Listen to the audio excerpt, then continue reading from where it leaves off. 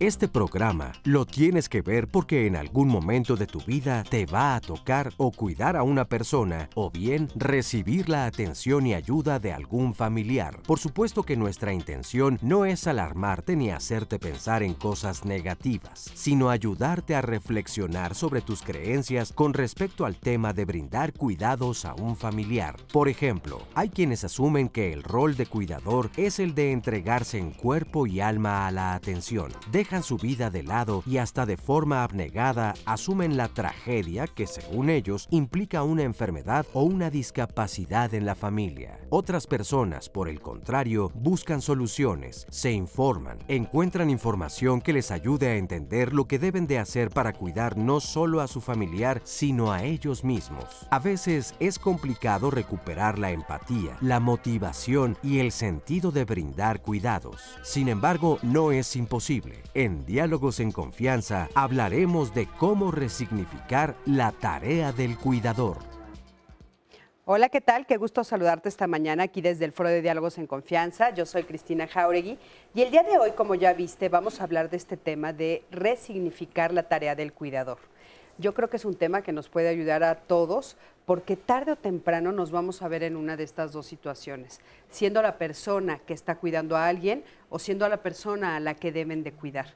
¿Por qué? Pues porque así pasa en la vida. A veces puede ser por una enfermedad, puede ser por alguna situación difícil por la que estás viviendo, por algún accidente, puede ser por la edad por la que estás transitando y bueno, pues porque aparte vivimos en sociedad y unos a otros muchas veces nos cuidamos. ¿Qué es lo que nosotros queremos poner sobre la mesa? Que ser cuidador tiene pues sus bemoles, sus lados positivos, sus lados negativos, como cualquier situación en la vida, pero lo que nosotros queremos hacer es ayudar a que la persona que lo está viviendo pueda voltearse a ver, entender lo que está sucediendo, cuidarse a sí mismo, pedir también ayuda y saber por dónde es el camino que le va a ayudar a poder estar en esta situación que tiene que enfrentar de una mejor manera.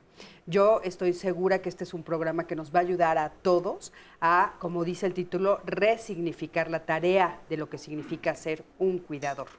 Y bueno, ya empezamos, por supuesto, a recibir muchísimas llamadas y comentarios desde los días anteriores en los que lo estamos posteando, todas las personas que tarde o temprano se ven frente a esta situación. Así es que, bueno, quédate con nosotros porque nos interesa muchísimo, muchísimo escuchar tu voz. Sandy, buenos días. Buenos días, Cris. Así es, queremos escucharlos. Ya algunas personas nos acompañan con sus comentarios y sus testimonios con el hashtag Yo Soy Cuidador. Me llamó la atención, ya tengo algunas personas que así ya lo publican. Y queremos conocer, les repito, sus historias. Cuestionen también la vida de las personas que cuidan desde una comprensión, desde una empatía. También vamos a ver todo esto. Con ayuda de nuestros invitados especialistas se podrán resolver muchas de sus dudas y esperamos entonces así sus comentarios. Recuerde que tenemos el Facebook Live listo para recibirlos, tenemos nuestro Twitter, la línea de contacto con la audiencia para que de esas maneras se comuniquen y si se pierden algún fragmento del programa o lo quieren recomendar a alguien, lo puede hacer a través de, bueno, si comparte el link en Facebook Live o más adelante que lo subimos a YouTube.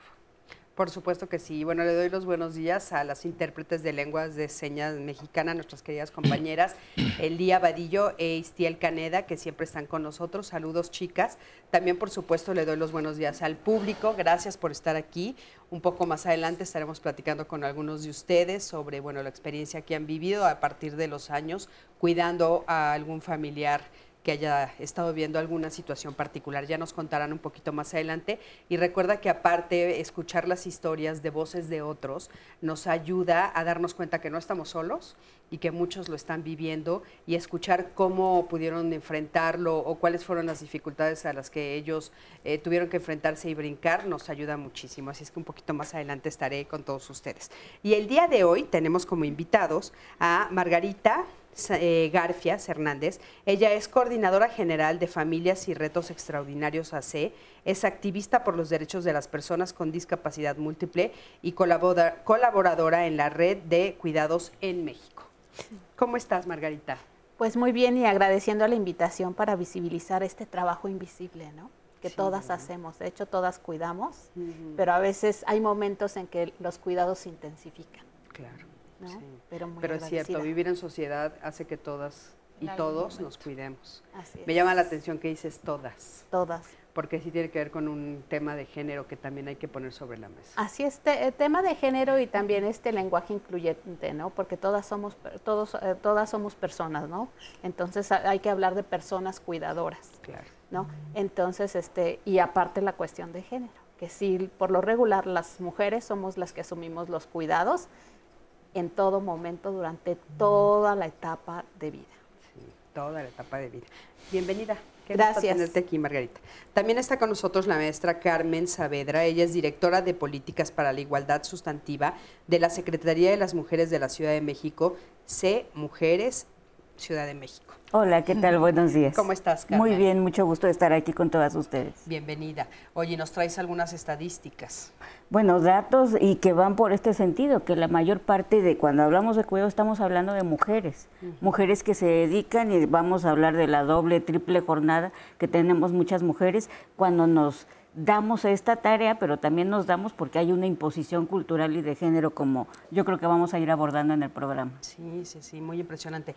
Y sobre todo las estadísticas, nosotros vamos a manejar algunas, las vas a ver un poquito más adelante, pero ya complementadas con las que tú traes, son muy impresionantes. Así ver es. la diferencia y el abismo que existe entre los géneros para esto que tiene que ver con el cuidado. Así es, lo veremos. Sí, bienvenida también. Gracias. Y bueno, también está con nosotros mi querido Palti. Hola. ¿Cómo estás, Palti Sommerstein? Él es doctor en Desarrollo Humano y es maestro en Psicoterapia. Es director de Grupo Génesis, Crecimiento y Bienestar Personal y Organizacional, SC. Palti, ¿cómo estás? Bien, precioso, y es un tema muy importante y muchísimas gracias por haberme invitado para poder compartir como especialista en este tema. Claro, pues bueno, es que sabemos que tú eres un cuidador. O sea, acompañas a tus consultantes y a las personas que van contigo, y aparte nos vas a dar como esta visión importantísima desde, bueno, qué es lo que sucede a nivel de emocional y cómo se enfrenta y qué cosas son las que suceden con el cuidador, ¿no? Cuando se tiene Y fíjate enfrentar a que todo esto. una de las cosas en las cuales yo tuve la suerte de poder estudiar con la doctora Terry Weiss y fue terapia médico-familiar. Fui inclusive asistente de la coordinación del posgrado de terapia médico-familiar. Y muchos de estos temas son centrales, completamente centrales en el día a día de la persona con una determinada enfermedad y de la familia que lo rodea. Y hay formas bien específicas, hay unos tips súper, tú sabes que a mí me gusta mucho dar técnicas y tips, ¿sí? Que sí pueden ayudar y sí ayudan al día a día de la persona con enfermedad y la gente que lo cuida. Por supuesto. Bienvenido, Palti. Gracias Por estar aquí. También está con nosotros Edith Nava, él ya es tanatóloga y logoterapeuta, es profesor especialista en temas de ética, bioética, cuidados paliativos y filosofía del fenómeno de la muerte y el morir. Edith, ¿cómo estás? Hola, muy buenos días. Pues muy agradecida de estar aquí nuevamente y sobre todo de ver cómo se está desarrollando este interesante tema, porque últimamente, junto con algunos otros compañeros y colegas, hemos estado muy metidos en el hecho de que especialistas de la salud, por ejemplo, en enfermería, en medicina, cuidados paliativos, no los observamos como cuidadores primarios y ellos no se atienden como cuidadores primarios y la familia tampoco los ve como cuidadores primarios. Y ha habido mucho desgaste emocional y físico y hemos procurado pues hacer mucho estudio y mucho pues a lo mejor a través de talleres o cosas muy sencillas que por el momento es lo que podemos hacer para que identifiquen sus fenómenos personales como cuidadores primarios y que la familia también los sepa ayudar y contener. Claro. O sea, también esa es otra parte que no se había visto mucho. No se ve mucho y por eso el tema para nosotros es tan importante y quisimos ponerlo sobre la mesa.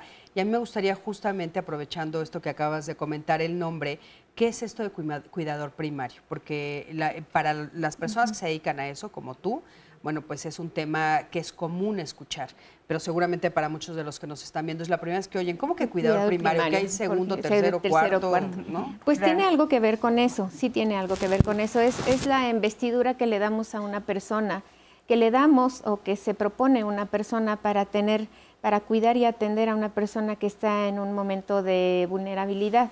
Y como tú lo dijiste al principio, puede ser por una enfermedad que sea desde nacimiento, puede ser adquirida, puede ser una discapacidad adquirida también, o puede ser a lo mejor eventual, ¿no? A lo mejor en una simple operación médica que tiene que estar cuidando hasta que se recupera y se asume ese rol o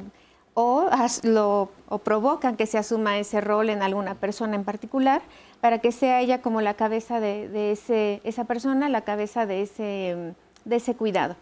Y o sea, se le llama cuidador primario al que toma las decisiones, al que dirige al grupo de las personas que están cuidando a una persona en particular. Sí, y a veces es porque solamente es él o esa persona. O sea, puede ser las dos vertientes. Primero porque que un grupo de familia, es decir, elijan que la tía tal, la hermana tal, o ella misma se proponga, la misma persona se proponga para cuidar y dirigir, escuchar el parte médico, llevarlos a las consultas, etcétera. O también porque no hay quien más, no hay más red de apoyo y entonces opción, claro. No hay otra opción y es el primero y el único que está cuidando, ¿no? Entonces puede haber esas dos formas de designar o de elegir o de asignarse a sí mismo como cuidador primario, porque es desde ahí desde donde parten muchas veces decisiones pues hasta el calendario y hasta los medicamentos, hasta los presupuestos. O sea, digamos que es la voz cantante. Es la voz cantante. Ok. ¿Sabes que con respecto a lo que la colega dice, existe una cosa que se llama el burnout del cuidador, que es cuando el cuidador pone tanto que de repente se empieza a consumir internamente. Y para esto hay unas cosas bien importantes.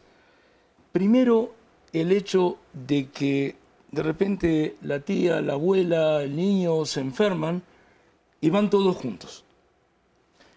Cuando van todos juntos, se cansan todos juntos. De vuelta, y esto lo voy a repetir creo mucho. Cuando van todos juntos, se cansan todos juntos. Por lo tanto, es muy importante que ante un hecho, ante un evento determinado, vean cómo puede haber un revesamiento. E inclusive, por ejemplo, cuando me llaman al hospital o a una familia, yo digo muy bien, primero, ¿qué es lo que saben ustedes de lo que está pasando? ¿Sí? Porque hay muchos mitos, entre comillas, de lo que es una enfermedad o de lo que es una discapacidad o de lo que es tal o cual cosa. Y muchas veces la familia o la pareja o los padres o los hijos trabajan de acuerdo a esos mitos. ¿Sí? Hay un modelo en terapia médico-familiar que es el modelo FAR, que desde el modelo FAR es muy importante que la gente sepa de qué se trata la cuestión. Y otra cosa muy importante es tratar de evitar a toda costa que la enfermedad se transforme en un nuevo miembro de la familia. Claro. De ninguna manera la enfermedad es un nuevo miembro de la familia. Claro. Oigan, pero hablando del tema del cuidador, sí. ¿Por qué no se habla en la familia de esa figura? O sea, de repente sí se habla del enfermo, de la persona que tal vez tiene una discapacidad, de la persona que ya es adulto mayor o que está viviendo una enfermedad terminal, pero no se habla. ¿Por qué no hablamos del cuidador? Como que se da por hecho, ¿no? Que alguien tiene que hacer el papel o no sé. Es que muchas veces no es que no se... Muchas veces sí se da por hecho. Y muchas veces es tal... una cosa es el funcionamiento de una familia antes de un evento y después de un evento. Sí. Después del evento, lo primero que hay es, ¿y ahora qué hacemos? Y también dependerá del tiempo que tome cuidar a ese paciente, lógico. Si es una situación en donde se va a recuperar o es una cuestión permanente. Y de la etapa de vida en que te llegue convertirte en cuidador o cuidadora, ¿no? Porque en el caso de las familias con las que tenemos contacto, estos diagnósticos crónicos y esta discapacidad llegan desde el nacimiento. Entonces la mamá en primera instancia asume una maternidad y sin darse cuenta se convierte en cuidadora primaria y después en cuidadora primaria especializada y después vienen muchísimas jornadas extras de trabajo, pero ni siquiera se da cuenta de este tránsito, ¿no? Así es. Porque viene desde el nacimiento, ¿no? Simplemente la carga de trabajo va incrementando, va incrementando, va incrementando, hasta que de repente se da cuenta que solamente duerme 3 horas. Claro. Y es como esto que dices tú, que ella va transitando en este proceso, también tiene que ver un poco con lo cultural y lo que se espera de una mamá, ¿no? Así es, porque tú cuando recibes un bebé, desgraciadamente la ley a los papás nada más les da 1 semana, a las mamás sí les da 40 días de espacio, entonces el esposo o la pareja estará ahí 1 semana, pero la mamá tiene que asumir todas estas responsabilidades durante 40 días. Y tan solo por ese hecho, ella se vuelve como la primaria, como la única que sabe cómo alimentar, cómo calmar, cómo contener a este bebé. Claro. Y ya desde ahí nos amolamos para toda la vida. Claro. Así es.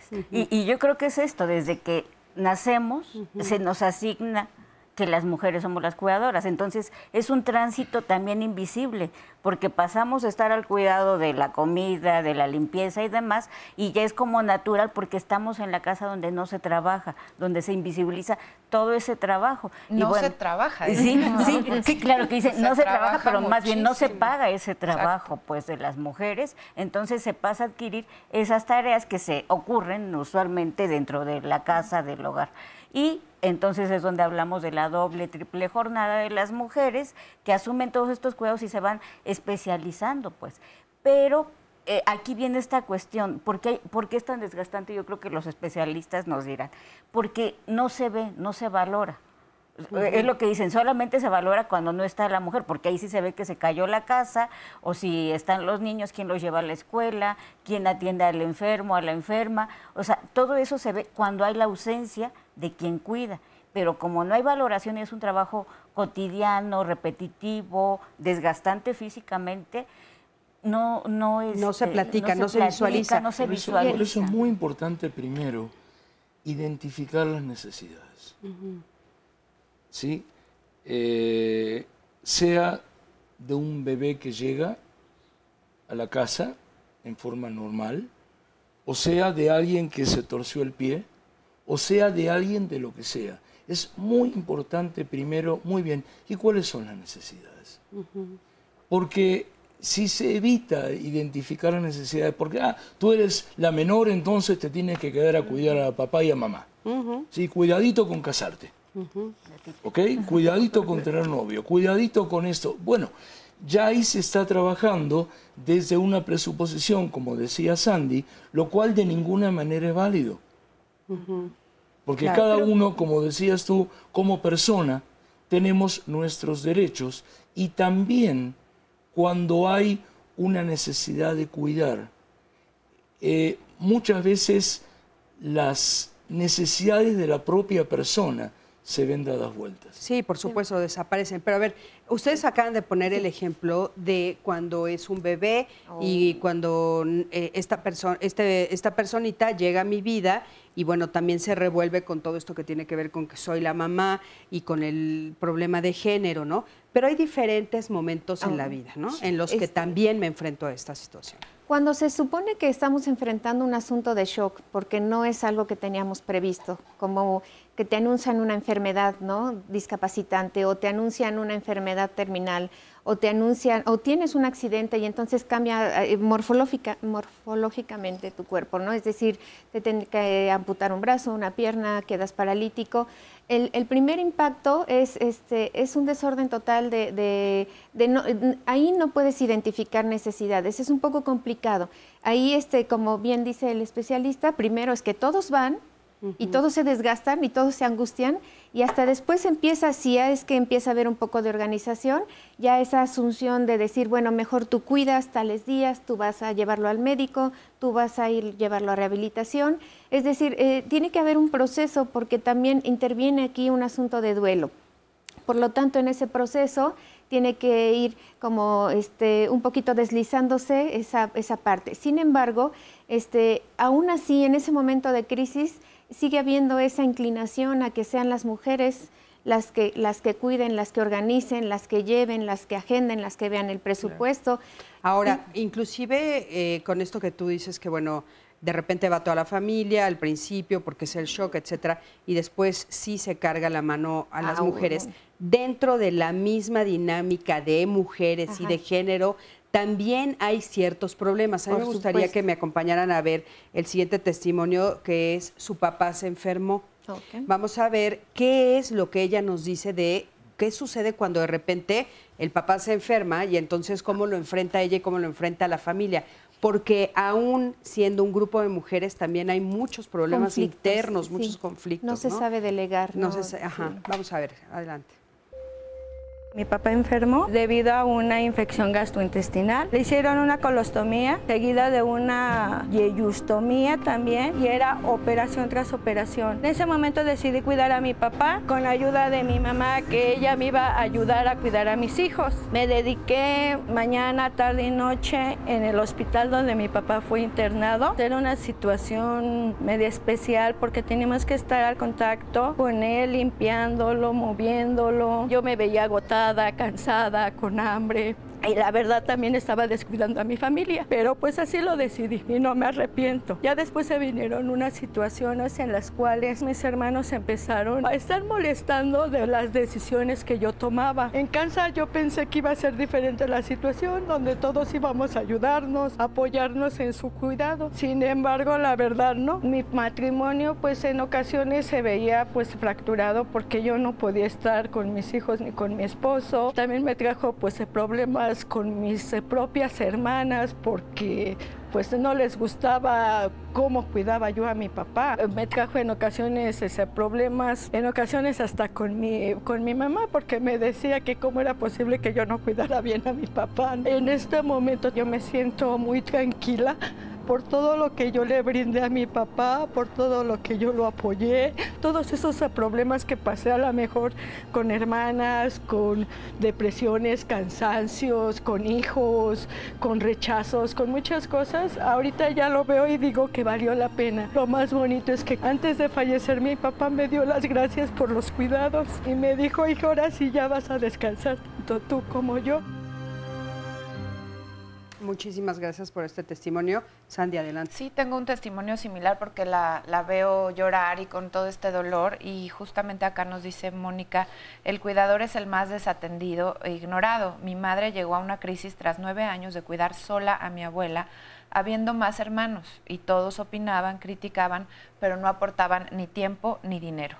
Hay historias que ya nos han dejado aquí escritas muy similares. Incluso hay otra historia en donde dos hermanos se quedaron toda una vida a cuidar a la mamá enferma, y una vez que muere la mamá, pues los hermanos no habían tenido nada de proyecto de vida y en este momento estaban viviendo una crisis y muchísimo dolor también. Sí, si nos quieren hablar de esta situación, o sea, lo que ella está diciendo, lo que Sandy nos está diciendo, o sea, ya una vez que sí sabemos que tiene que ver con un rol de género donde es principalmente las mujeres, aunque también vamos a hablar de que hay hombres, por supuesto, que son cuidadores y son cuidadores primarios, pero también se enfrentan a todo esto que nos están diciendo, al conflicto con los hermanos y a la crítica continua, ¿no? De, pues no lo estás haciendo bien. Y al cansancio y a la no valoración de tu trabajo, y de todas formas hagas lo que hagas, lo haces mal o es insuficiente.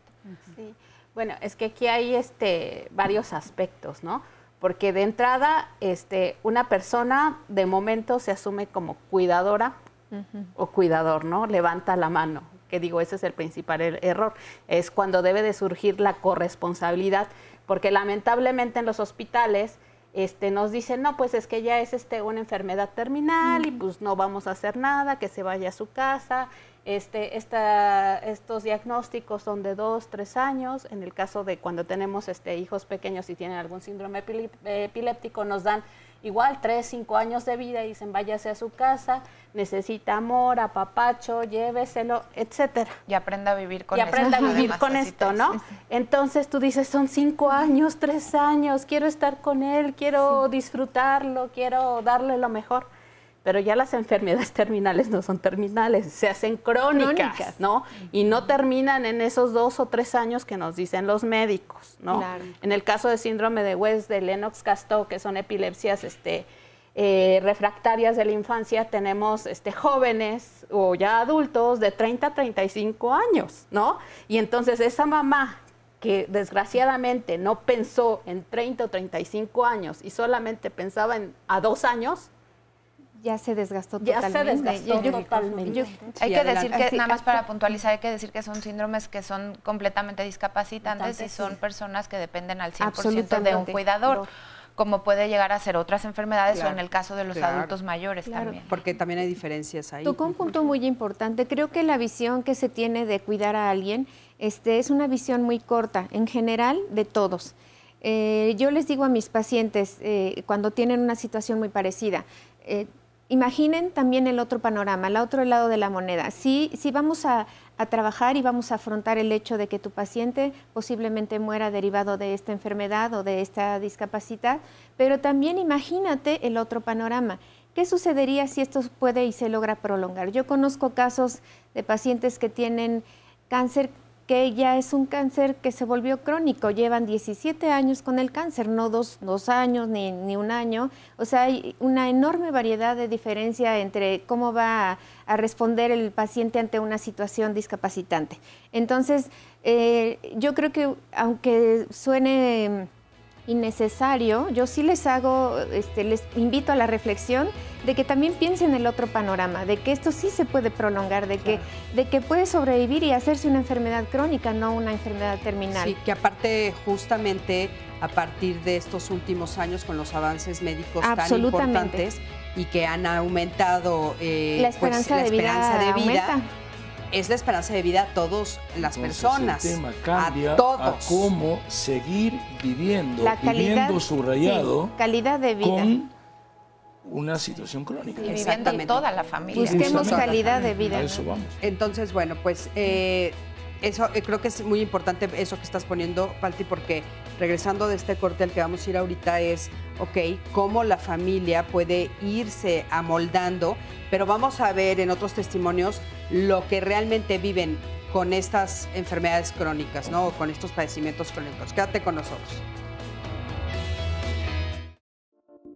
En esta sociedad tradicionalista, donde la discriminación por género ha existido por años, se nos ha enseñado que el tiempo de la mujer debe estar dedicado en gran parte al cuidado de la familia y a cosas poco productivas, como el sostén del hogar. En cambio, el tiempo de los hombres se ha pensado que es valioso porque se dedican a hacer cosas productivas como el trabajar. Es más, hay aún quien piensa que el trabajo es todo aquello que se hace fuera del hogar, mientras que lo que se hace al interior no es un verdadero trabajo, sino simplemente son labores de cuidado. En este contexto de inequidad, corresponde entonces a las mujeres adultas, adolescentes o niñas el asumir el cuidado de una persona y la responsabilidad de las tareas domésticas. Tan es así que datos de la encuesta Intercensal 2015 señalan que una mujer dedica 28 horas semanales en promedio para atender a un niño sano menor de 6 años. El hombre dedica 6 horas. La mujer dedica 19 horas a la semana para atender a una persona con discapacidad. El hombre, 7 horas. La mujer destina 18 horas para atender a un familiar enfermo, mientras que el hombre destina solo 7. La mujer pasa 15 horas ayudando a un familiar de más de 60 años. El hombre, solo 6 horas. La mujer dedica 9 horas a preparar alimentos. El hombre solo dedica 1 hora.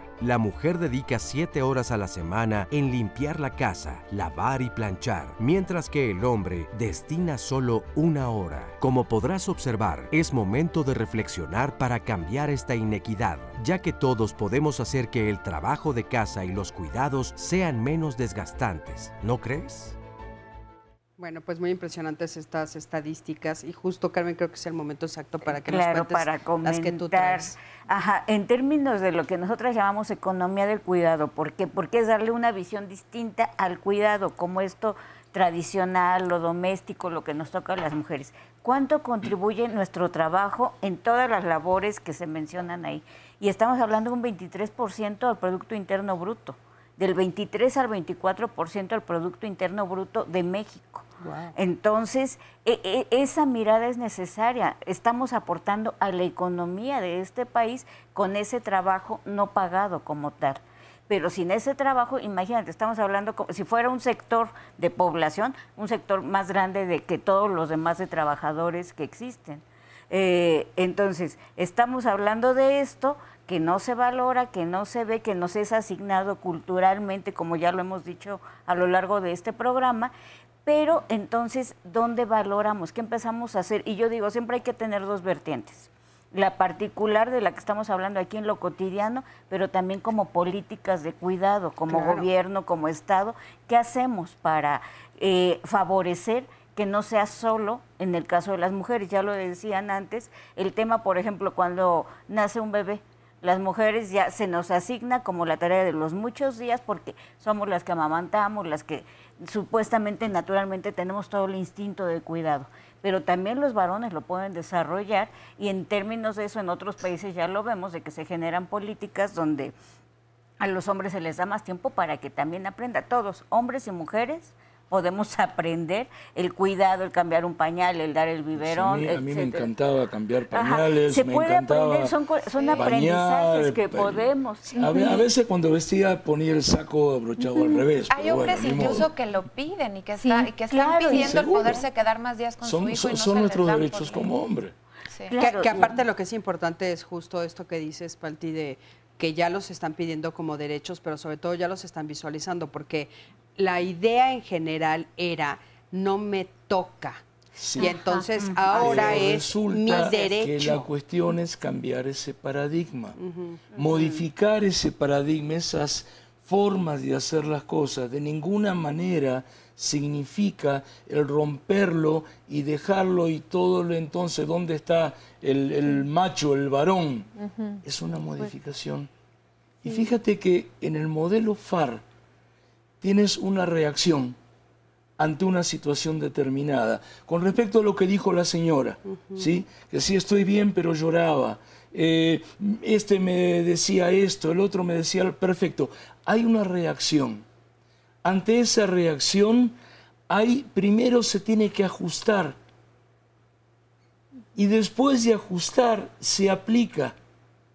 Pero si esa aplicación no es del todo satisfactoria, se vale volver a ajustar. O sea que cuando alguien levanta la mano, por ejemplo, yo digo muy bien, ante una situación determinada, esto es lo que hace falta. ¿Quién quiere hacer esto? Primero voy por quien quiere y quién puede levantar la mano. Y de repente alguien dice, ¿sabes qué? A mí la sangre yo no soporto, pero puedo traer sándwiches los domingos. Perfecto, tú traes sándwiches los domingos. ¿Y cuándo una familia es funcional después de un evento?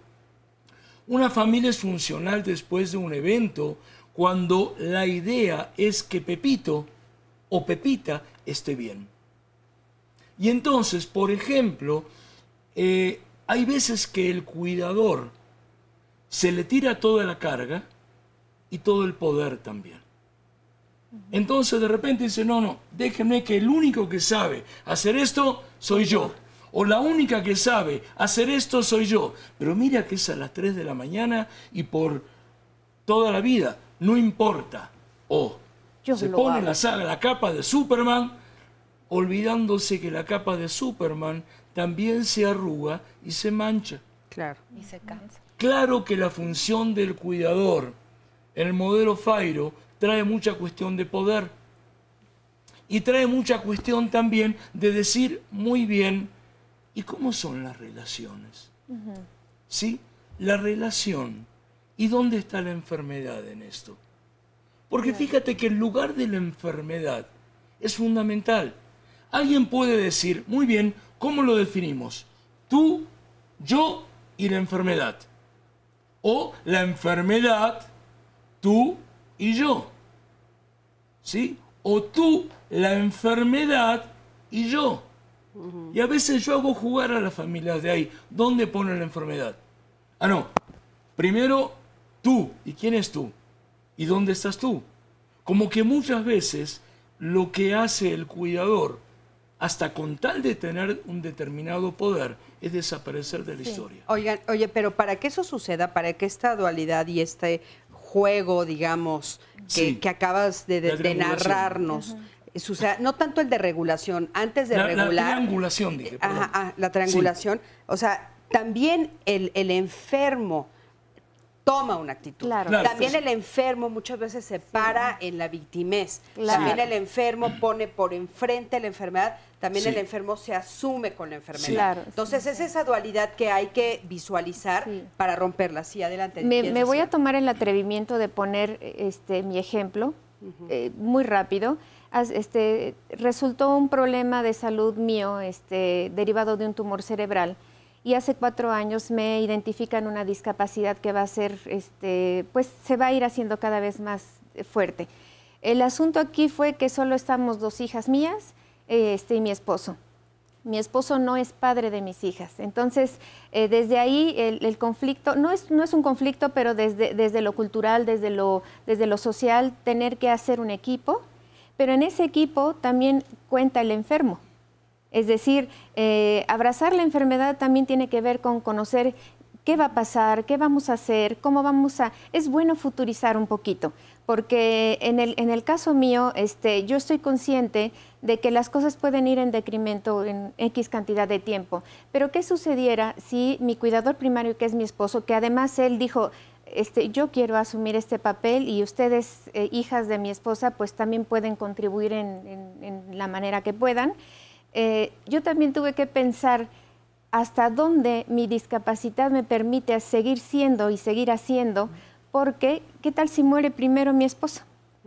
O sea, son cosas que no nos detenemos a pensar. Claro que no. Entonces, si ese mismo modelo yo les sugiero a mis pacientes que, no trágicamente les digo se va a morir tu cuidador primario, no, simplemente les digo esto puede prolongarse, tu cuidador primario puede cambiar de opinión, puede necesitar ayuda médica también, puede necesitar un descanso. ¿Cómo formulamos otras redes de apoyo en donde podamos estar entrando como, les digo yo, como en las luchas libres, ¿no? Sí. Oye, Edith, fíjate, una de las cosas que creo que es bien importante es darnos cuenta del lenguaje, ¿no? Y entonces, fíjate, dices, el cuidador primario puede entrar. Yo creo que una de las razones por las que estamos haciendo este programa, que lo platicamos mucho con Sandy, que pues ella ahorita es cuidadora primaria, no es que pueda entrar, es que va a entrar. Sí, o sea, va a suceder. Pero depende, ¿no? O sea, sí me voy a sentir cansado, sí voy a necesitar ayuda, voy a enfermarme sí yo me voy a enfermar también. Sí. Si no es una enfermedad terminal, me va a dar gripa. Claro.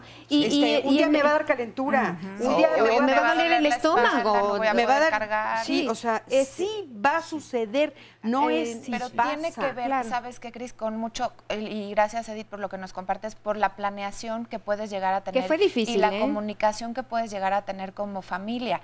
Porque todo esto que dices sucede. Aquí hay un testimonio que nos está diciendo una mujer que, mira, en mi familia mi abuelo materno está enfermo desde hace años y la que se encarga de todo es mi abuelita, lo hace todo y no sé qué pasaría si ella llega a morir primero. La cuidadora, si se llega a morir la abuelita primero, ahora ¿quién va a cuidar al abuelito?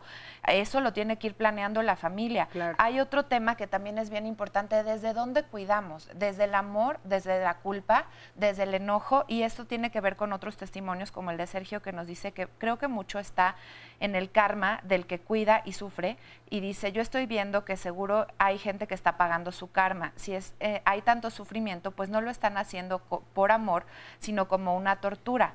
Habla también de algunos casos en donde las mamás eso son no sería malas como mamás. un mito, Sandy, porque yo creo que lo puedes estar haciendo del amor y también estar sufriendo. Exacto, es que para allá voy. Acá dice, también es posible. Eso está muy duro. A ver, eso está muy duro porque, pero Edith, acaba de tu historia. O sea, nos dices, ustedes, cuando tú te enfrentas a este diagnóstico, tú dices, bueno, mi esposo y mis 2 hijas nos tuvimos que sentar los 4. ¿A qué conclusiones ustedes llegamos llegaron? a la conclusión de que por una cuestión un poquito jerárquica, era mi esposo el que iba a tomar la batuta. ¿Qué edades tienen ellas? 25 y 26 años. Que ya son adultos. Son mujeres adultas. Y por supuesto que ayudan muchísimo cuando a mí me toca estar hospitalizada, por supuesto son un factor importantísimo, ¿no? Mi esposo tuvo que hacer un cambio radicalísimo de su vida personal, de su historia de vida, porque él es contador de primera profesión, en un buen trabajo, etcétera. Se sale totalmente de trabajar para cuidarme y durante el tiempo que se sale, él estudia otra carrera y estudia una carrera de rehabilitación física y de osteopatía. ¿Por qué? Primero porque le gusta y se descubre bueno en esa parte, que es cuando vemos las cosas tan duras, tan difíciles, de todos modos puedes descubrir algo realmente positivo. Y segundo, pues porque esa carrera que estudió realmente a mí me ayuda mucho en los cuidados paliativos. Ok, perdón que te interrumpa en este momento, pero nos van a llegar las llamadas, seguro Sandy las va a empezar a leer a raíz de esto que nos estás diciendo, pero ustedes tal vez pudieron económicamente. No. Es un lujo que no te puedes dar siempre. Tuvimos que hacer unos esfuerzos fuera de proporción. A ver, explícanos en el lado económico, porque también es un peso, ¿no? Definitivamente yo sin trabajar, ¿no? O sea, estando en casa, completamente discapacitada para moverme. Yo soy débil visual, ahorita ya uso bastón y por supuesto pues ya puedo andar un poco como pez en el agua. Pero mientras yo estaba sin poder siquiera cocinarme una quesadilla en casa, así. Entonces, él tenía que dejarme, por ejemplo, en el refri las cositas que yo pudiera meter al micro con cuidado. Él tenía horarios extenuantes en el trabajo y lo que hicimos fue poner una pequeña tiendita que nuestras hijas, y bueno, mis hijas y él atendíamos. El dinero era poco, él tenía un auto, él vendió el auto y con ese auto él pagó su carrera. Lo usamos así con una forma tan estricta. Créeme que fueron momentos muy difíciles de dinero, muy difíciles. Sí. Pero los asumimos porque pensamos que si no hacíamos algo radical para que nuestro entorno de vida cambiara, ¿qué iba a pasar en el futuro? Él con sus horarios tan exigentes y yo necesitando una rehabilitación porque mi idea era, yo no me voy a quedar aquí en la casa. O sea, yo me muero en la raya, pero yo no me quedo. Fíjate que de ninguna manera nunca se metieron en víctima. Creo que eso fue la clave. Sino que trabajaron sí fue doloroso. desde protagonista. Sí, sí lloramos mucho. Mira lo que me han hecho, lo que me han hecho. No, de ninguna manera. La pregunta a la que se enfrentan es muy bien, ¿y a qué desafío me estoy enfrentando? Sí, y tuvimos espacios para llorar, para enojarnos, porque obviamente no iba a ser todo tan heroico, rosa, no, hubo momentos duros en donde nos enfrentamos al hecho de estar cansados y de no querer ninguno hacer nada. Pero nos dimos tiempo a llorar esa parte, nos dimos tiempo a, discúlpenme la expresión, pero hasta decirnos nuestras cosas, ¿no? Claro. Y sin que fuera personal, sino diciendo, entiendo que hoy estás devastado. Edith, te agradecemos muchísimo. Y discúlpenme que haya tomado... Al contrario, no sabes cómo lo agradece el público, porque muchas veces a Sandy le preguntan en las redes, bueno, pero los especialistas que invitaron tienen algo que decir sobre eso, entonces gracias. Y justo tú también, tú tienes un hijo, ¿es hijo o hija? Sí, un hijo de 15 años con discapacidad múltiple y epilepsia farmacoresistente. Fíjate, porque aquí en el caso de Edith somos una familia que voy a ponerlo entre comillas, estamos viviendo una vida, digamos, normal, estable, etcétera, y de repente viene el diagnóstico. En el caso tuyo es desde que nace llega el diagnóstico. Entonces, tú tienes 15 años, igual que tú, Sandy, ¿no? Bueno, yo 9 años. Cuidando a mi y entonces es otra la situación. O sea, ¿cómo nos pueden compartir? Se enfrenta diferente. Sí, es completamente diferente porque entonces ya es desde el principio plantearte la vida desde otra perspectiva. Así es, porque bueno, en primera te digo, los retos se vienen dando conforme va creciendo el bebé y aún así todavía tienen 15 años, 9 años y nos siguen saliendo retos, ¿no? En el camino, qué problemas en columna, qué problemas en cadera y esto no acaba, ¿no? Entonces sí, desde un inicio se tiene que reorganizar la familia y vincularse todos para ir haciendo horarios, ¿no? Por decir, en el caso de mi esposo y en el de Sandra también, ahí están, ¿no? Sí, tenemos la fortuna de tener un compañero. Una pareja. Y que se distribuye la carga económica, la carga del tiempo, de los cuidados. Ajá. Pero la mayoría de las personas en esta situación es una costumbre en México que el papá se va. Sí. ¿No? No solamente se va a trabajar, se va de la familia. Es una metamorfosis de alitas. Sí. Salen volando. Por lo menos en los testimonios que yo tengo, muchos porque no pueden con el paquete, así te lo dicen, porque es demasiado, porque dolor, lo supera es mucho la dolor. responsabilidad. Porque no estoy preparado. Porque yo no esperaba un hijo así. Socialmente, ¿qué es lo que le va a pasar? ¿Y qué van a decir los amigos? Sí, y de también. repente que puede llegar a pensar que es el apestoso, y etcétera, etcétera, etcétera. O porque verdaderamente lo supera, Palti. Y sabes que yo creo que a todos O porque los que en alguna verdaderamente lo supera, estoy de acuerdo contigo. Eso dicen. Pero aún así, aunque lo supere, ¿ok? Tiene una responsabilidad. Cuando yo nací yo medía 17 centímetros y medio. A la semana pesaba 1,150 kg. Me tenían que alimentar por una vena que tenía aquí en la cabeza y cada hora que estaba despierto me tenían que mojar la boca. Sin pulmones. Claro que no era algo que me sacaba de opciones de poder hacer muchas cosas, pero yo entiendo que por un lado mis padres, por un lado ellos vieron, bueno, ¿y a qué nos estamos enfrentando? Y por otro lado, a medida de que yo iba creciendo, me daban también mis responsabilidades. O sea, el hecho de que yo nunca me acuerdo de que me dejen entrar a mí en pobrecitismo. Y eso es algo importantísimo. Sí, ¿Ok? hace la diferencia. Cuando de repente, no, pobrecito, Que ¿ok? no haga, En árabe hay una expresión que es jazito, jazita, ¿sí? Pobrecito. El pobrecito, ¿qué le pasa al pobrecito? Y al pobrecito se lo mete atrás de esa planta, ¿ya? Y que no haga mucho ruido. O al abuelo, abuela, tío, tía, bisabuelo, no, ¿cómo lo vamos a traer a comer con todos y mancha todo? Y hay un viejo, un antiguo cuento del Oriente Medio que le daban al abuelo para comer en un cacharro de barro, cuando la familia comía en porcelana, ¿sí? Y un día estaba el nene de la lluvia, jugando después de lluvia, y va el papá y la mamá y dice, ¿qué estás haciendo? Ah, estoy haciendo el cacharro de barro para cuando ustedes sean viejos. ¿Ok? Y entonces, todo eso, está la cuestión de evitar ese pobrecitismo. Y entonces, ¿qué tal si también lo damos vuelta? ¿Cómo se trabaja esto del lado de la persona que tuvo ese episodio determinado? Claro. ¿Sí?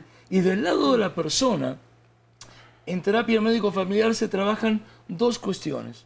Uno que tiene que ver con la propia persona, que es que la propia persona pueda tener la sensación de que también está haciendo cosas. Nunca, Sí, que está pero participando. nunca, Sigue siendo pero persona. nunca, pero nunca hay que sacarle a la persona enferma algo que esa persona puede hacer por sí misma. Así es. Nunca, pero nunca, pero nunca. Y también esto que dices tiene que ver mucho con el equilibrio y con hacer equipo entre todos los integrantes y un balance. Justamente. Nos lo dice un testimonio de Alejandro, gracias a todos nos están llegando muchísimos testimonios, y dice, el error al cuidar de un familiar con alguna discapacidad o enfermedad es convertirse en cuidador primario al que se le carga todo el trabajo. Como siempre, o bueno, muchas veces, la mujer terminará siendo la cuidadora, dejando a un lado otras actividades, porque culturalmente se acostumbra. Tanto la mujer, porque dice que es la que tiene el instinto y lo presume, o ridiculiza al hombre, y el hombre aprovecha para esta situación, entonces tiene el pretexto ideal para no participar en el cuidado familiar. Y entonces dice, la única forma de tener un equilibrio al cuidar a una persona con discapacidad o una enfermedad es hacer equipo de trabajo con todos los familiares, incluyendo a la persona con discapacidad o con la enfermedad. Justamente. Cuidando, no se puede cuidar a alguien si el cuidador sufre. Si vas a cuidar a alguien, debe de ser consciente del tiempo que vamos a dedicar y se debe de dar calidad de vida y no vida de sufrimiento. Oigan, veces- y a a ver, veces ¿cuándo? Yo A quisiera, ver, hay que hablar, creo que estamos hablando de familias que se organizan, de familias que pueden tomar decisiones. Pero yo trabajé 12 años atendiendo directamente a mujeres de toda la ciudad, de todas las alcaldías que nos llegaban a plantear situaciones reales. ¿Y cuál era? Si partimos de que hay desigualdad y violencia en las familias, esta distribución ideal que debería ser de los cuidados no existe. ocurre muy escasamente, como lo veíamos en el otro testimonio de la mujer y lo que decía, hay más hermanos, está la mamá y demás, pero ¿por qué a ella se le asigna ese papel? Porque muchas veces no se puede quitar, porque son violentadas, porque son abandonadas las mujeres y lo asumen porque no queda otra, La no idea queda otra es- porque no hay recursos. A ver, de mi punto de vista, si estamos aquí, y qué bueno que estás y qué bueno que estamos todos, es poder dar otra forma de poder hacer las cosas. Claro. ¿Sí? Y si de repente la familia primaria, ¿sí? A veces yo voy a decir, no, es que es el cuidador primario, cuidador exclusivo, ¿cómo? No, primario, perdón, entendí que era exclusivo. No, pero dijimos primario, exclusivo, no, disculpen, tal vez estoy escuchando mal. O sea, es exclusivo mañana, tarde, noche y lo que venga. Y muchas veces se pueden formar redes de contención. Diferentes a Si la familia no da, no hay tela para cortar, muchas veces se pueden formar redes de contención. Claro. En México es fantástico, comadrita, ¿me lo cuida? Los ¿Sí? amigos, Uy, ¿no? tengo que hacer esto. O de repente asociaciones para. Ajá. Y en México somos fantásticos. Soy mexicano ya hace casi 30 años. ¿Ok? En México es fantástico cómo podemos ayudarnos para articular esas redes de contención. Claro. Oye, Palti, sí, sin duda sí. Estoy de acuerdo contigo y sí el objetivo del programa de diálogos es darles herramienta a las personas. Justamente. Pero, por supuesto que sí. Pero lo que, Carmen nos está diciendo ahorita, creo que es lo que en la mayoría de nosotros hemos visto en el transcurso de los programas de diálogos, que sí realmente sucede. Y hay dos puntos importantes que no quiero dejar pasar antes de poderles dar las herramientas. Una es que sí, levanté la mano y de repente yo ya me veo inmersa en esta situación y ya no quiero y no sé cómo decir que no. Es más, ni siquiera me siento con el derecho a decir que no. Entonces quiero un poco que hablemos de eso, ¿no? ¿Qué sucede? Y sí, hay personas que se paran en el poder que eso les da, en la comodidad que eso implica, y a veces, bueno, pues sí implica una comodidad hasta a nivel económico, porque toda la familia apoya, poco, mucho como sea, pero apoyan el dinero para que entonces tú te sigas quedando en esa posición. Y entonces todos los demás estamos trabajando, todos los demás estamos haciendo nuestra vida, y tú te quedas cuidando a la mamá o al papá o al quien sea, y todos estamos, aunque sea poquito dinero, y tú te acomodas ahí, eso sí. Pero también hay lo que tú estás diciendo, Carmen, millones de mujeres que dicen, no quiero, no me gusta, no puedo, sola, y estoy ¿Y a quién acudo y cómo le hago? Porque sí, te pueden ayudar un día, pero no te van a ayudar toda mucho, una vida y económicamente... Quiero plantear un caso para que lo miremos desde otro lado. Hace tiempo era una pareja de adultos mayores. Ella cuidaba al hombre, estamos hablando de personas de casi 80 años, y lo cuidaba totalmente porque él estaba en silla de ruedas y demás, y toda la carga pues, social de los hijos y demás estaba que a ella le tocaba hacer eso. Aquí era un caso para mí que fue de esos que te mueven todo, porque él, siendo adulto mayor, está en una situación de discapacidad más, era el que violentaba a la señora.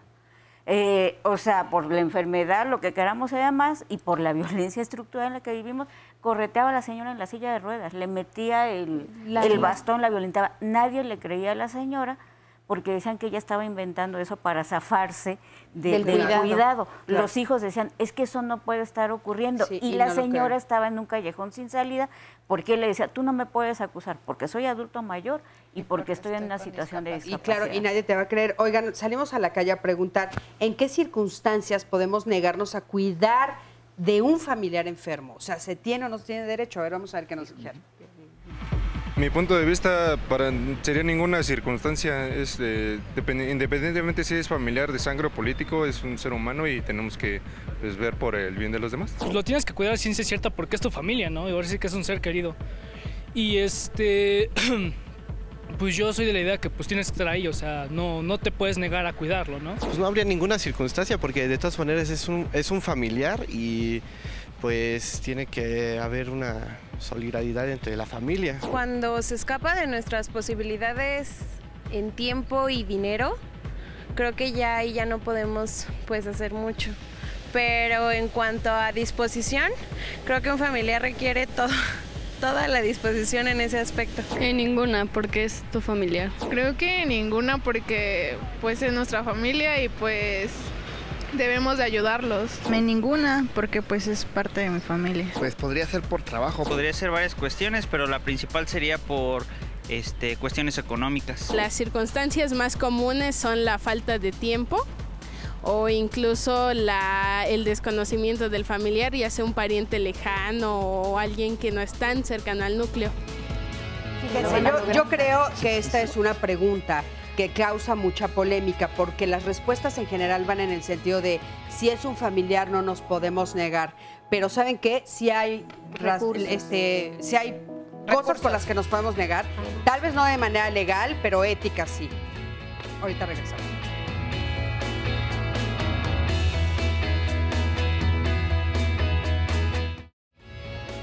Continuamos, recuerde que estamos completamente en vivo esperando sus testimonios y sus preguntas para nuestros invitados del día de hoy sobre el tema de los cuidadores y del resignificar la labor del cuidador.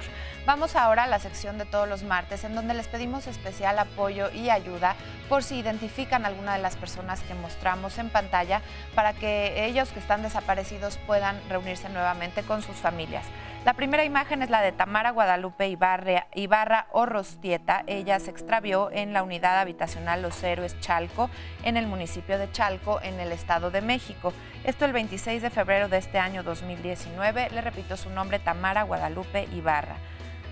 Siguiente fotografía es la de Rosario Toxi Díaz, quien se extravió en el estado de Puebla, esto desde el 29 de junio del 2017. Repetimos su nombre, Rosario Toxi Díaz. Nuestra siguiente imagen es la de Jazmín Pérez Calvo o Yasmín Pérez Calvo, quien se extravió en la escuela secundaria 522 en Quetzalcóatl, en avenida Tezosomoc y Poniente 10, en la colonia San Miguel Jico, en la primera sección, en el municipio de Valle de Chalco del Estado de México. Jazmín está desaparecida o fue vista por última vez el 4 de junio de este 2019. Siguiente imagen es la de Héctor Siddhartha Osorno Hernández, quien se perdió en Vasco de Quiroga 3880 en la colonia Santa Fe de la alcaldía Coajimalpa en la Ciudad de México el pasado 5 de junio. Repito su nombre, Héctor Siddhartha Osorno Hernández. Y por último, la última imagen del día de hoy, y pedimos su colaboración, recuerde que los teléfonos aparecen en pantalla, es Jesús Daniel Cruz Domínguez. Él se extravió en la colonia Pueblo Nuevo de San Pablo Autópan, en el municipio de Toluca del Estado de México, el 31 de mayo de este 2019. Su nombre, repetimos, Jesús Daniel Cruz Domínguez. Muchas gracias por su atención. Continuamos con nuestro tema. Cris, vamos contigo. Claro que sí, por supuesto. Y bueno, estoy ya de este lado, que les había comentado que vamos a entrevistar a algunas de las personas del público. ¿Tú te llamas? Mari Carmen Iniesta. Mari Carmen, qué gusto tenerte por aquí. Mari Carmen, ¿tú estudiaste enfermería? Sí, yo soy licenciada en enfermería de profesión. Hice la especialidad de pediatría y toda la vida me dediqué. Fui neonatóloga porque ya me jubilé, pero toda la vida atendía a puros bebés recién nacidos. Estuve en las terapias intensivas y todo. Entonces, como que la familia ya te asumía como la cuidadora. Sí, ya, la enfermera. La enfermera, tú sabes. Sí, claro. Y de repente te enfrentaste a una situación. ¿Cuál es? ¿Quién de tus papás tuvo la necesidad de que lo cuidaras? Pues mi mamá ya, llega el momento, mi mamá 79 años, toda su vida con padecimientos crónico-degenerativos, pero bueno, se llega el momento, ella se cae, tuvo una fractura de cadera y pues ya viene toda la problemática. 5 meses mi mamá se tuvo que cuidarla porque ya no se paró de la cama, la operamos todo, ¿no? Entonces me toca ahora, estoy del otro lado ya, entonces me toca asumir la responsabilidad de ser cuidadora primaria. ¿Ustedes cuántos son? Somos 5 hermanos. Fíjate, y dices, me toca asumir. Después de todo lo que hemos estado platicando y que de repente son cosas en las que levantamos la mano o que los demás nos asignan, pero siempre hay un momento en el que yo digo que sí. Sí, claro, claro. Te ves, bueno, ya que lo vives, o sea, nunca lo imaginas, o sea, es algo que yo creo que culturalmente nunca pensamos que vamos a estar del otro lado, ¿no? Yo nunca me tocó atender a pacientes adultos y yo decía, bueno, ya cuando sabía que mi mamá iba a morir, o sea, ya cuando asumí esa parte de que ya iba a morir, pues digo, pero a mí nunca he trabajado con adultos. O sea, nunca, ¿cómo va a morir mi mamá? Entonces me empiezo a cuestionar y una serie de cosas, me empiezo a preparar, empiezo a leer, a preguntar con mis mismas compañeras de trabajo, yo ya soy jubilada. Entonces, desde entonces, mis hermanos apoyaban económicamente, pero para mí, creo que es una parte muy secundaria. Bueno, es indispensable, pero no es la elemental. O sea, el chiste es asumir esa parte de apoyo, esa parte moral de que se está muriendo tu mamá. O sea, Claro. no se estaba muriendo a lo mejor tu amigo. Pero mi pregunta para ti sería, o sea, ¿no lo asumiste también tú como algo que te iba a tocar, aunque no sabías cuidar a adultos mayores? Porque soy enfermera. Sí, sí, claro, sí, esa parte sí la asumes, pero no totalmente, ¿eh? Yo creo que nunca, nunca se termina esa parte de decir, lo tengo que hacer, no, ¿por qué me están dejando sola? O sea, sí ahí yo creo que en esa parte de cuidar a un adulto mayor o a una persona enferma, llámese en cualquier etapa de la vida, ¿no? Asumir esa parte o sea, es muy difícil. A ver, ¿no? ¿nos puedes contar un poquito lo que viviste? ¿Te cansabas? No, claro, claro. Yo terminé con síndrome del cuidador primario, con el psiquiatra, ya al final ¿Cuál yo es el sentía síndrome que del me cuidador iba. primario? Es cuando ya empiezas a tener crisis de ansiedad, yo me voy a morir. Yo le decía a mi hijo, que era el que me apoyaba, el menor, porque el otro está en Inglaterra. Entonces, él era el que estaba conmigo y me apoyaba. Y es que, mamá, pues tómate un tecito. O sea, yo sentía textualmente, así literal, que yo me iba a morir. O sea, yo lo sentía, me voy a morir antes que mi mamá. O sea, ¿y qué va a hacer mi mamá? Después me preocupaba. Me dieron crisis de ansiedad. Una vez fui al hospital donde yo trabajé, ahí me atienden y todo del ISSSTE, y pues fui a urgencias porque yo sentía que me estaba infartando. Entonces, ya me atendieron y todo, pues ya me preguntaron qué sentía, todo, me tomaron pruebas de laboratorio y todo. Pues no, yo tenía un síndrome del cuidador primario. Me mandaron con el psiquiatra. Ahí luego ya me pasé al servicio de psiquiatría. Afortunadamente me toca una persona, un doctor lindísimo. Y luego, bueno, pues ya tú tienes síndrome del cuidador primario, me dieron mi clonazepam para dormir y mis pastillas para la ansiedad. No estabas durmiendo. No estaba durmiendo bien. ¿Te diste cuenta cuántas horas estabas durmiendo? Pues no, es que yo creo que ninguna. O sea, duermes a minutos, duermes en episodios. ¿Cuánto tiempo fue esto? Y eso que tenía cuidador, 5 meses, o sea, 5 meses totalmente, pero de ahí viene esta parte, la que ahora vivo y la que ahora asumo esa parte. Esto fue lo que me dejó vivir esta situación. Dije, yo siendo enfermera, yo voy a dedicarme a esto, voy a poner, y ahora me dedico a dar cursos para cuidadores de pacientes enfermos, más enfocado a los adultos mayores por la situación que estamos viviendo en México y en el mundo, ¿no? Más enfocado a eso, pero es aprender a cuidar a un enfermo, es aprender a cuidarlo en cualquier etapa, claro, que se te enferme, ¿no? Oye, ahora eso me dedico. Y aprender a cuidarte a ti mismo cuando eres el cuidador. Claro, vemos esa parte de que el cuidador necesita cuidarse. Claro. O sea, todo yo les enseño desde cómo atenderlo físicamente.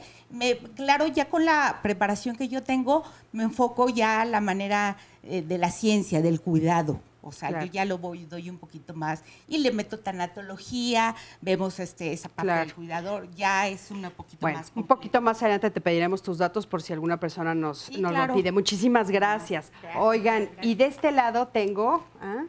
Bueno, mi nombre es José Alfredo. José Alfredo, tú nos vas a platicar de tu bisabuelo. Bisabuela, de mi bisabuela y también de mi padre. Sí. ¿Quién se quedó a cargo de tu bisabuela? En realidad fue su hermana y mi mamá. Mi mamá tuvo este papel de cuidador también primario porque, en una etapa lo que estábamos viendo, esta desigualdad de género está muy marcada todavía.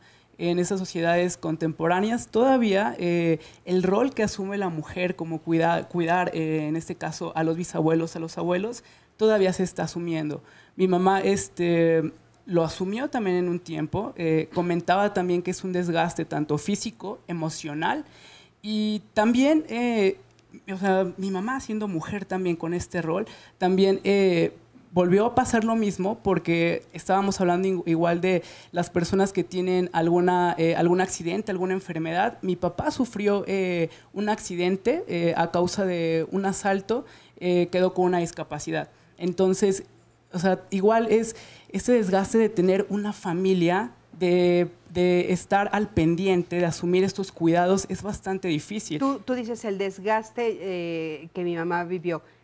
¿Qué fue lo que viste? ¿Nos puedes describir? Bueno, yo era muy pequeño, yo tenía aproximadamente 3 años, pero... ¿Cuando pasa lo de tu abuela? No, cuando pasa lo de mi papá. Lo de tu papá. Cuando pasa lo de mi abuela, yo sí ya tenía un poquito como 10 años, más o menos. ¿Y cuál es el desgaste que ves a los 10 años? Porque sí, a los 3 es muy difícil. Claro, uno es el tiempo, ¿no? El tiempo del traslado, porque mencionaba que mi bisabuela pues no vivía aquí, vivía en Guanajuato, entonces igual mi madre era como de vamos a verla, incluso el apoyo también económico, ¿no? Mencionaba también que mi bisabuela tuvo hijos también y lamentablemente no se hicieron responsable o a cargo de ella.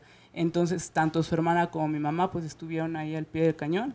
Entonces, pues sí es un desgaste también claro. tener una vida, ¿no? Dejar de lado esa vida. Claro, también. Y aparte, bueno, dejas de lado la vida personal y la vida Claro. familiar, porque de repente, bueno, pues tuvo que hacerse cargo y dejar, o se decidió hacerse cargo. Claro. Y también lo que ustedes viven, ¿no? De ese abandono por estar cuidando a otra persona. Claro, exactamente, ese abandono. A lo mejor no es tan...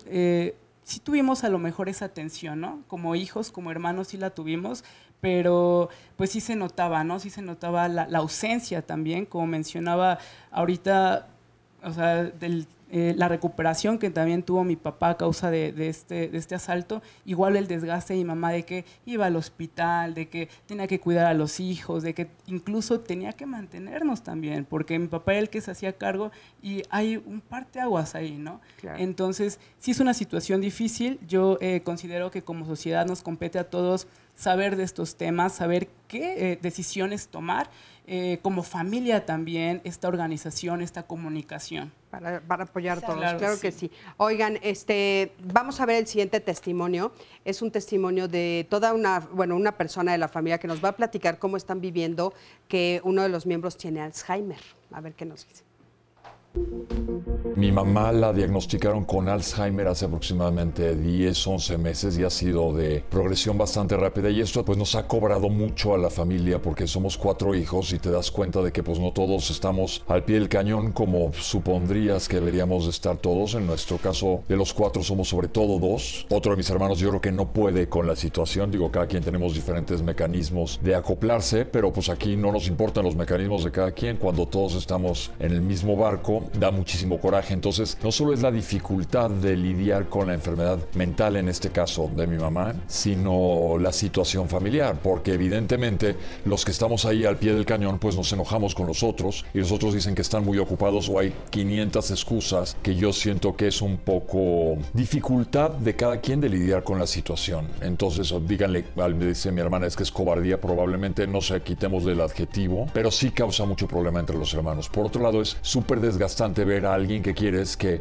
se le olvide lo que te acaba de platicar hace 5 minutos, te repita las cosas 500 veces, es muy muy desgastante y te pones de malas, porque se ha hablado mucho que el cuidador primario, los cuidadores primarios son los que sufren mucho. Sí te desgastas y te saca muchas veces lo peor de ti cuando debería ser totalmente lo opuesto. Mi hermano dice que él está muy ocupado y que tiene otras prioridades, pero pues todos estamos muy ocupados y los 4 somos hijos exactamente igual. Entonces dices, bueno, pues yo también cambiaré mis prioridades hacia ellos, ¿no? En ese sentido. Arregla toda la situación de la casa, arregla la situación de doctores, arregla la situación de medicamentos, trae todo eso, cuesta trabajo y es una inversión de tiempo que, digo, es mi mamá, lo haces con gusto más o menos. No, a veces no, admito que a veces no es con tanto gusto, pero son cosas que se tienen que hacer.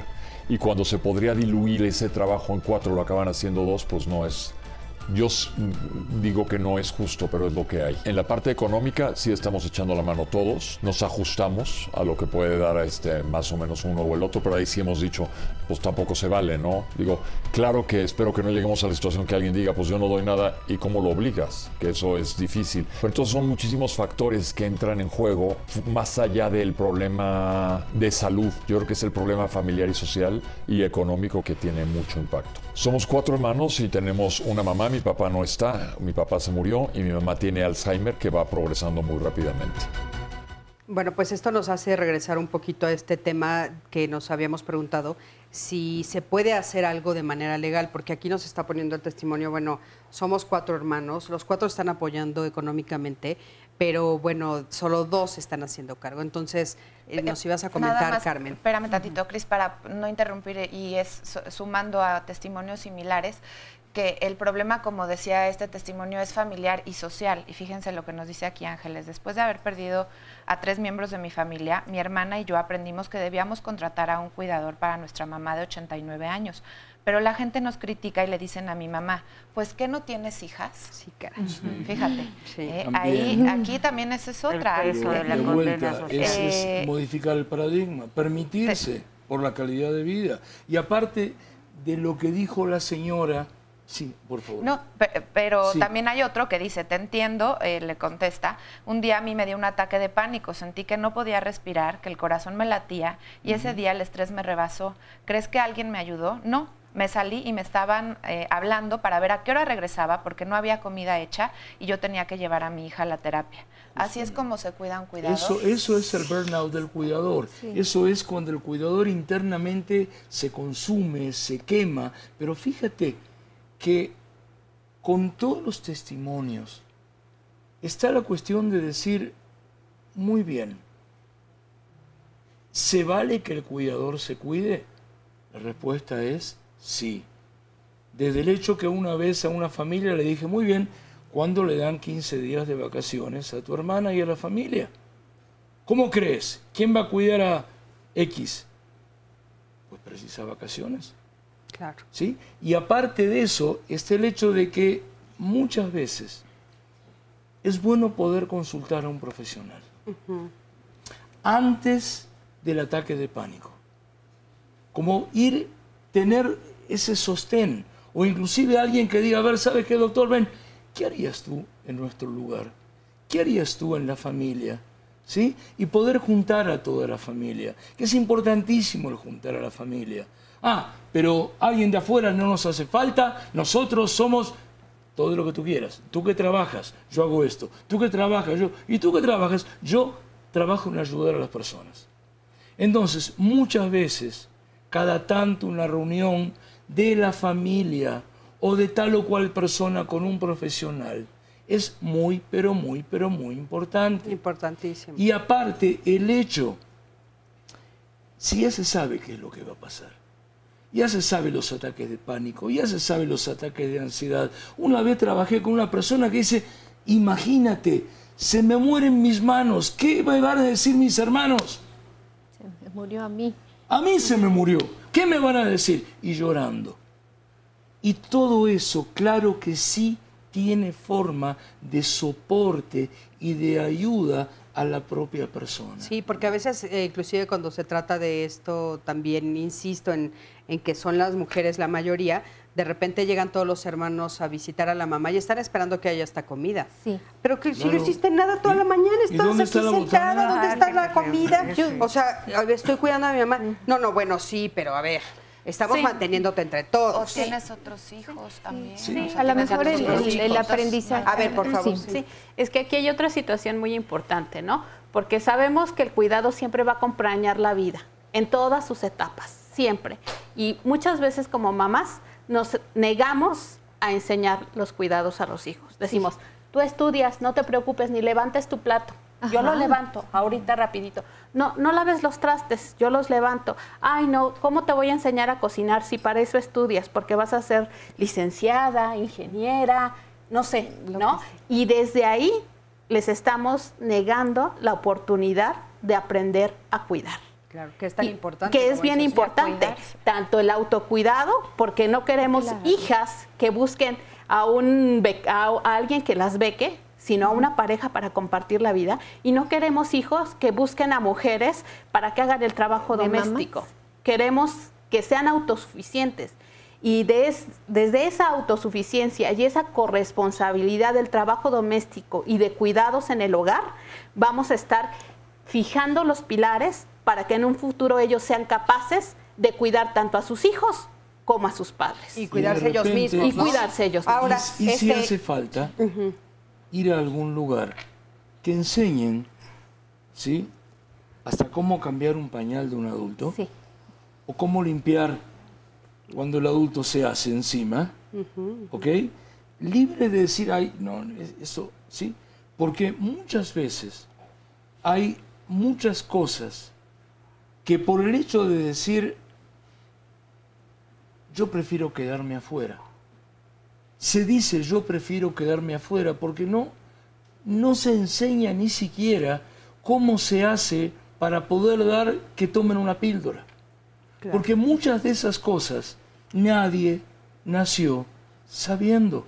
Oye, Palti, pero quiero regresar a 2 puntos. Uno, que nos insistían preguntando lo de lo legal, o sea, si hay algo legal. Carmen, ¿hay algo legal? Mira, es que cuando hay una persona mayor o con alguna enfermedad y tú tienes un vínculo legal como es el matrimonio, no puedes dejarlo. ¿Sí me explico? Pero, ¿qué se puede ofrecer? Buscar instancias de conciliación para involucrar al resto de los familiares. Porque, o sea, si hay hijos mayores de edad y demás, también tienen obligación de cuidados, entonces acudir. Aquí yo haría la invitación, nosotras como Secretaría de las Mujeres tenemos las lunas, que ahora le llamamos así, a las oficinas de atención para las mujeres, y bueno, puede ir la población en general, pero principalmente van dirigidas a mujeres porque somos las principales cuidadoras, para pedir orientación sobre situaciones específicas, porque también viene el desamparo, no sé a dónde ir, con quién pedir apoyo. En las lunas se encontrarán por lo menos una psicóloga, una abogada que las pueda orientar, porque esta es la otra parte, hablábamos en comerciales.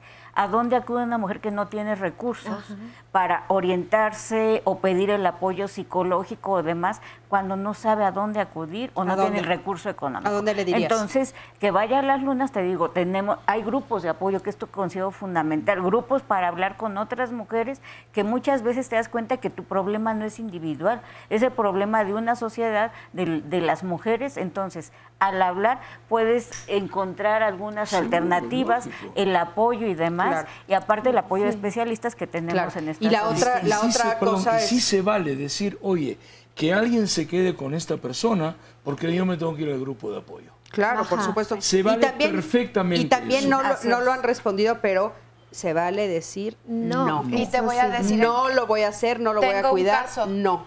Tengo un caso en donde, por ejemplo, y ahorita nos ayudan con su opinión, aquí nos dice, lo voy a leer de manera anónima, que su abuela explotaba laboralmente a sus 5 hijos. Dice cosas muy delicadas como que los obligaba a la prostitución, incluso a hacer cosas terribles. Nunca, bueno, eso ya es terrible, no sé qué otras cosas, pero bueno, no nos los aclara. Nunca ha trabajado, ahora está enferma y por humanidad, por no ser igual de despiadados que ella, la cuidamos.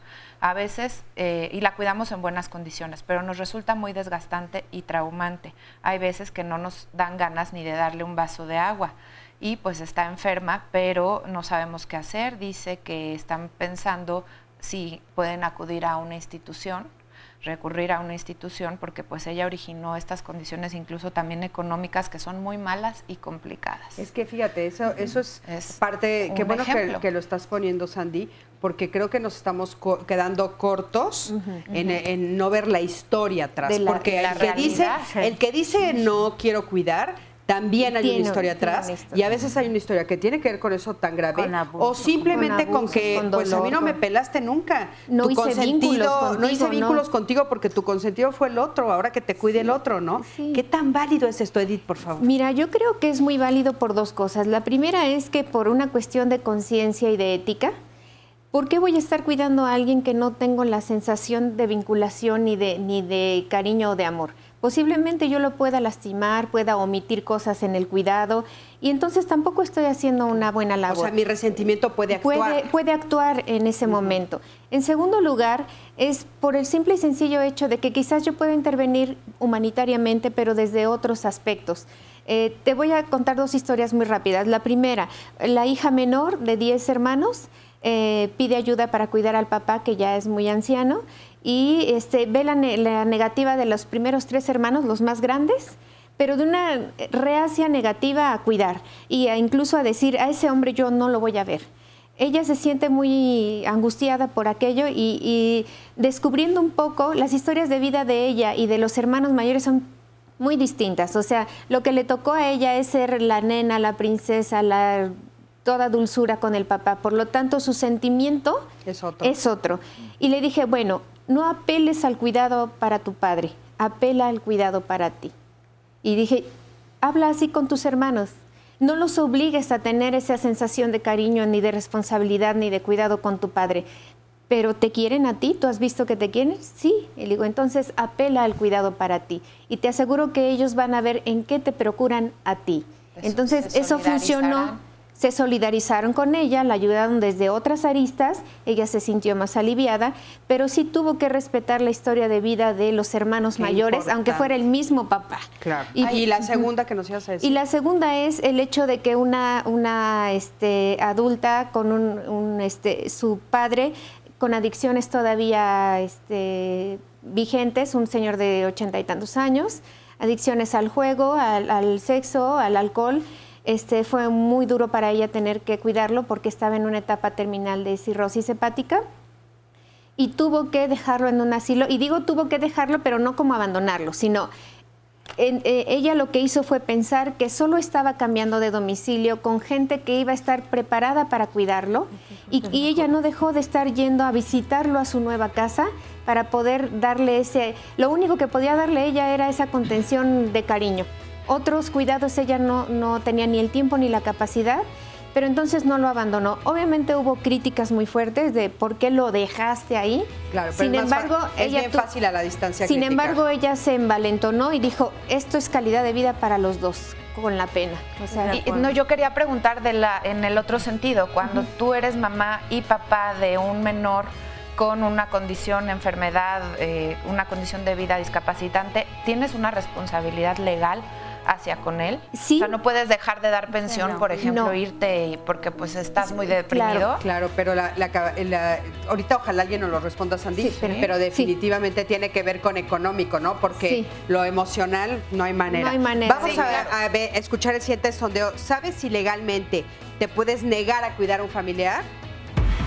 No, porque como tal no lo han legislado, entonces pues no, es moralmente. Creo que sí sí se puede negarlo, aunque en algunos casos sí estás obligado a cuidar de él. No tengo la información, pero me imagino que debe de haber leyes que regulen el uso de tu tiempo para cuidar a tu familia.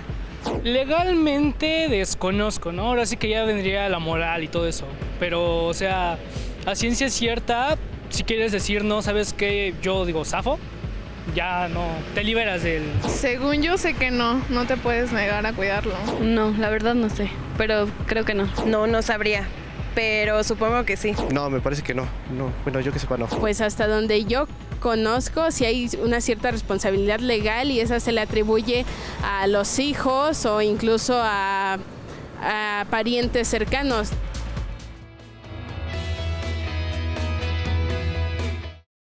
Gracias por continuar con nosotros y por todas las historias que nos han hecho llegar en el día de hoy en este tema. Muchas gracias por su confianza en el programa y por todo lo que nos hacen llegar. Ahora les adelanto lo que vamos a hablar el día de mañana. El tema es cómo sanar un trauma. Y justamente en la mañana estaba platicando con mis compañeros en maquillaje, a una de ellas que hace unos años vivió un asalto y cómo todavía sigue teniendo ciertas sensaciones incluso en el cuerpo, cierto miedo a horarios, a zonas y a algunas actividades por el trauma que le quedó ante esto. Estos eventos pueden ser, por ejemplo, pues los terremotos, accidentes, desastres naturales, algún tipo de abuso físico, emocional o sexual. ¿Y qué podemos hacer ante esta situación? ¿Cómo sanar o cómo dejar a un lado o trabajar el estrés postraumático? No se lo pierdan, mañana el tema es ese, los traumas, y la próxima semana vamos a estar hablando de las familias que tienen algún integrante, un hijo que vive con autismo. No se lo pierdan para que también nos acompañen con sus testimonios, cómo se vive el autismo desde la familia. Será nuestro tema dentro de una semana en Martes de Familia. Y vamos a continuar viendo todo el resto del programa, pero primero vamos a ver lo que ya se dijo en este resumen. Se propone una persona para cuidar y atender a una persona que está en un momento de vulnerabilidad. Y se asume ese rol o provocan que se asuma ese rol en alguna persona en particular. Existe una cosa que se llama el burnout del cuidador, que es cuando el cuidador pone tanto que de repente se empieza a consumir internamente. Porque viene desde el nacimiento, ¿no? Simplemente la carga de trabajo va incrementando, hasta que de repente se da cuenta que solamente duerme 3 horas. Porque no se ve, no se valora. Es lo que dicen, solamente se valora cuando no está la mujer, porque ahí sí se ve que se cayó la casa, o si están los niños, quién los lleva a la escuela, quién atiende al enfermo, a la enferma. O sea, todo eso se ve cuando hay la ausencia de quien cuida. Un 23% del Producto Interno Bruto, del 23 al 24% del Producto Interno Bruto de México. Wow. Entonces, esa mirada es necesaria. Estamos aportando a la economía de este país con ese trabajo no pagado. Una familia es funcional después de un evento cuando la idea es que Pepito o Pepita esté bien. Se le tira toda la carga y todo el poder también. Entonces de repente dice, no, déjenme que el único que sabe hacer esto soy yo. Esto puede prolongarse, tu cuidador primario puede cambiar de opinión, puede necesitar ayuda médica también, que es cuando vemos las cosas tan duras, tan difíciles, de todos modos puedes descubrir algo realmente positivo. Que es que la propia persona pueda tener la sensación de que también está haciendo cosas. A veces no se puede quitar porque son violentadas, porque son abandonadas las mujeres y lo asumen porque no queda otra. Bueno, pues ya estamos de este lado otra vez y tengo conmigo aquí a Gonzalo. ¿Cómo estás, Gonzalo? Bien, bienvenido, bien. Buenos días. Gracias, buenos días. Tú fuiste el cuidador primario de tu hija. Sí. ¿Qué pasó? Cuéntanos. Pues todo lo que dicen los especialistas es muy padre, ¿no? La vivencia tiene un poco de variantes. Todo lo invisible, hablaban hace rato el especialista de hay cosas invisibles que vivimos los cuidadores, ¿no? ¿Cómo qué? Y pues sobre todo la ignorancia, ¿no? Que nadie está preparado para el cuidado. Por fortuna, tiene que ver mucho la cuestión cultural, familiar. Hay familias totalmente desintegradas. Yo fui papá soltero con 3 hijos y a la niña que cuidaba es una niña con discapacidad que tenía síndrome de Rett, al 100% dependía de un adulto. Tuve la fortuna de la familia en que crezco, pues hay principios humanos, morales, y fue lo que me ayudó, porque solo no creo haber podido. Mis otros 2 hijos tuve la fortuna o acerté, porque no puedo decir que era tan consciente, no les aventé la carga de mi hija, ¿no? O sea, solamente pedía favores, oye, ¿me ayudas de repente? Quédate con ella. ¿Qué edad tenía ella? Ella… ¿Te la diagnostica? Desde que nació, al año y medio fue cuando nos dimos cuenta que tenía ciertos problemas. ¿Y te quedas siendo papá soltero cuando ella tenía qué edad? 6 años. Y mi hijo mayor tenía 13 y mi hija 10. ¿La mamá, y tú y la mamá se divorcian? Sí, nos separamos. ¿Y te quedas tú con ellos? Sí. ¿Ella no se hace cargo de nada? ¿No los ve? No los ve. Entonces toda la responsabilidad recae en ti y el cuidado. Dices, me ayudó mucho mi familia. Mi familia es mi madre y 2 hermanas. 2 hermanas mayores que yo. Decía, esto es un problema integral, económico, de tiempo, espiritual, de creencias, ¿no? Porque cuando tienes un problema de esos y te enfrentas a ello, empiezas a buscar información y abarcas todo. Todo se vale. Es muy desgastante.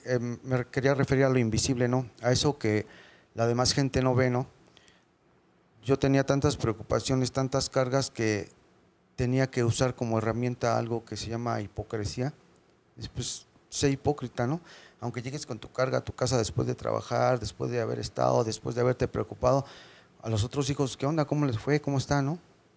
Como no hacer un contagio de todo eso, de una automisericordia, no sé cómo se diga O sea, tú Corazón grande. Sí. Corazón grandote, así, ¿eh? Sí, es lo que te iba a decir. No, hipocresía, yo creo que no. O sea, tú hacías el esfuerzo, que es un esfuerzo emocional muy fuerte, de cuando llegabas a casa, no tirarles o no repartir las preocupaciones, sino de atenderlos. ¿A eso te refieres? Sí, de estar, ¿no? De estar. No puedo Aunque decir tú tenías ganas de sí, no. descansar, tenías ganas de decir otras cosas, de estar molesto. Ahorita dijeron muchas cosas, ¿no? Por ejemplo, eso de ¿cuánto tiempo duermes? ¿Cuánto tiempo descansas? O sea, no es que no quieras descansar, es que no puedes descansar.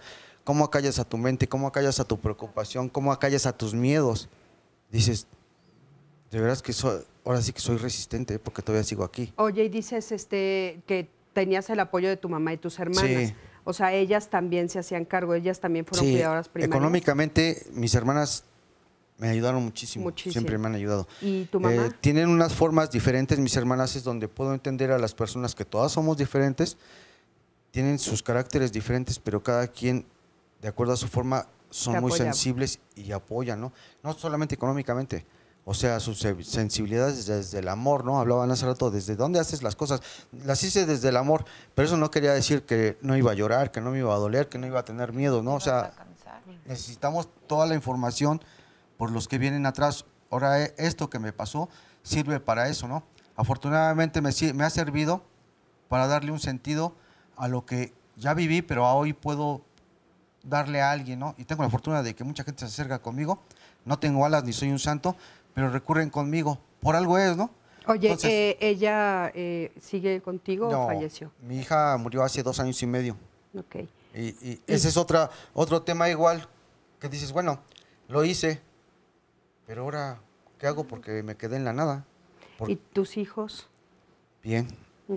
Bien dentro de su dolor que también pasaron, ¿no? Claro. Pero bien, la verdad bien. Es algo muy difícil de trascender porque realmente es difícil el tener un apego a alguien. Dices, me quedé en la nada, porque de repente, pues sí, tu vida giraba en torno a ella, o sea, a otras cosas, como tú ya comentaste, pero claro, ella era un elemento fundamental que estaba ahí.